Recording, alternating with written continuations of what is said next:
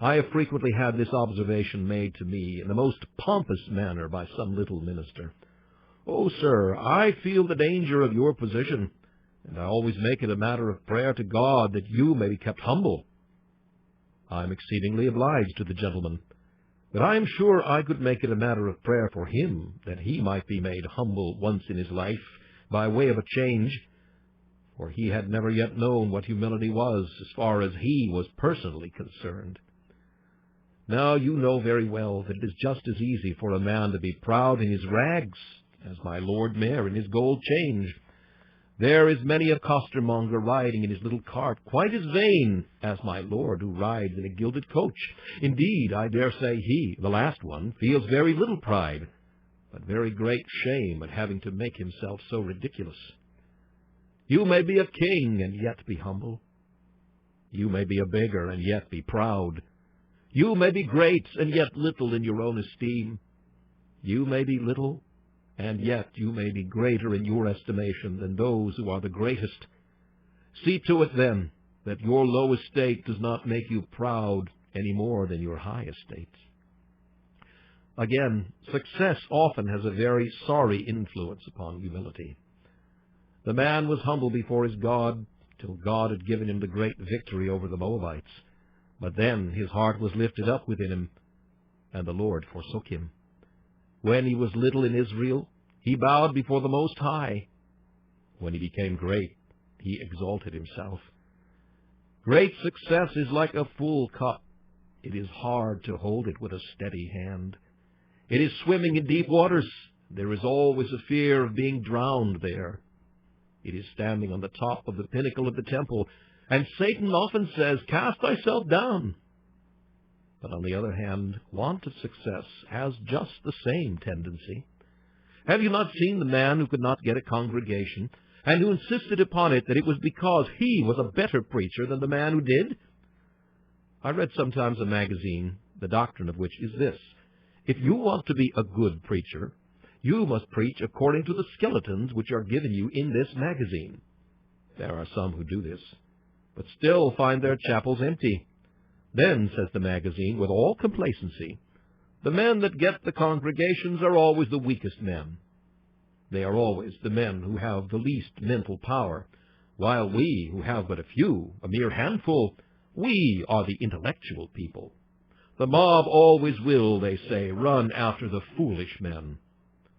So that the brother who gets no success comforts himself with this thought, that Providence is quite wrong, and that the Christian public are quite mistaken, that he ought to be, if things had been right, the most popular man living, and that it is quite a mistake he is not. Now, want of success has a very great influence on some men to make them feel, well, if I cannot succeed in getting other people to think me somebody, I will think everybody else nobody, and I will elevate myself above them all in my own opinion. Now, I am speaking some home truths.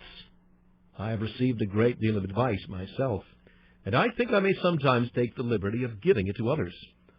I hope that those who are always thinking of success as certainly involving pride may also take to themselves the considerable reflection that their non-success, suggesting as it may very bitter thoughts about their brethren, may also be pride only in another direction. But then again, long enjoyment of the Master's presence has a tendency to make us proud. To walk all day in the sunlight brings us in danger of a sunstroke. Better not sit too near the fire, or one may get scorched. If we have nothing but full assurance, we may come to be presumptuous. There is nothing like the heat of summer to breed putrefaction. When you have long-continued joys, fear and tremble for all the goodness of God. But on the other hand, long-continued doubts will breed pride. When a man has long been doubting his God and mistrusting his promise, what is that but pride? He wants to be somebody and something. He is not willing to believe his God in the dark. Thinks, in fact, that God deals hardly with him in allowing him to be in despondency at all. He thinks he always ought to have joy and satisfaction, and so it comes to pass that his doubts and fears are as ready parents of pride as assurance could have been. In fact, to cut short a very long story, for I might go on with these two sides of the question all morning, there is not a position in the world where a man cannot be humble if he have grace. There is not a station under heaven where a man will not be proud if left to himself. I pray you, never think that leaving one station and getting into another will be any help to your humility. 'Tis true, the peasant boy in the valley of humiliation sang, "He that is down need fear no fall, he that is low no pride. He that is humble ever shall have God to be his guide." But I dare say that very same boy was sometimes singing in that very valley songs of despondency, psalms of pride and wicked rebellion against his God. It is not the place, it is the heart. It is not the position, but the grace. That man is as safe on a pinnacle as on level ground, if God hold him up. And he is as much in danger in the valley as he is upon the high place, if God be not with him. If the Lord forsake him, he will fall in either place. If the Lord be with him, he will stand in every position. I have thus hinted at some of the dangers to which humility is exposed. And now, thirdly, some of the arguments by which we ought to be provoked to humility of spirit. First, let us draw some arguments from ourselves. What am I that I should be proud? I am a man, that is to say, a worm, a thing that is and is not. An angel, how much he surpasseth me! And yet the Lord charged his angels with folly, and the heavens were not pure in his sight. How much less then should the Son of Man, a creature full of sin, lift himself up and exalt himself as though he were something?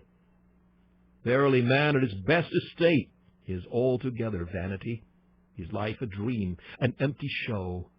O vain man, why shouldst thou be proud? Think of our mortality. In a few more years we shall be worm's meat. Caesar's dust shall be eaten by the basest of creatures. Take up the skull of some departed one in your hand, and say, "What had this man to be proud of?" Go to some charnel house and mark the corruption.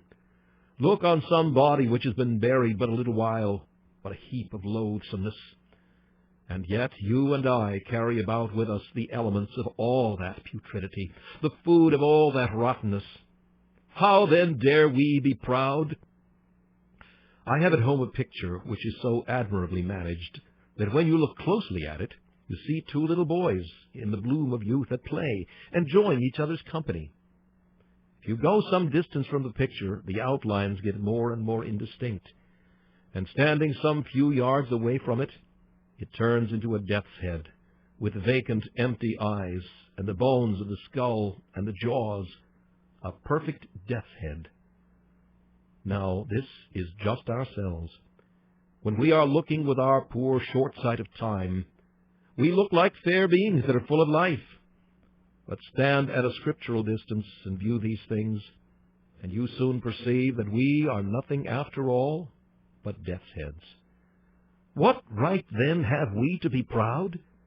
Begin not to be proud, man, till thy life is secure, and thou knowest that will never be. Thou bubble, boast not of the many colors thou hast, thou shalt burst directly. Thou glorious rainbow, exalt not thyself because of thy varied hues.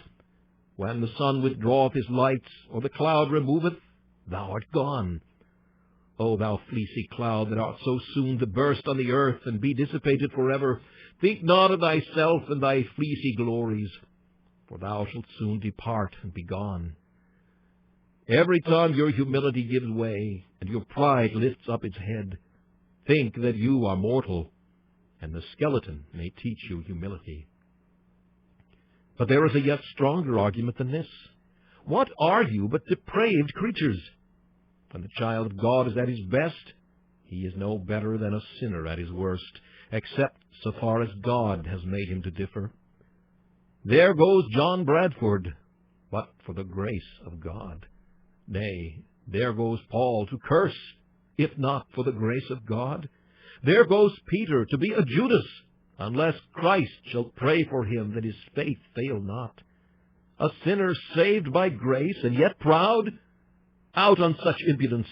God pardon us and deliver us from that evil. But then, let us think we are not only depraved so that we are inclined to sin, but we have sinned. And how can we then be proud? Sinners whose highest deservings are the wrath of God and the hot flames of hell. How can we venture for a single moment to stand as those who had done anything meritorious or could claim anything of our own God?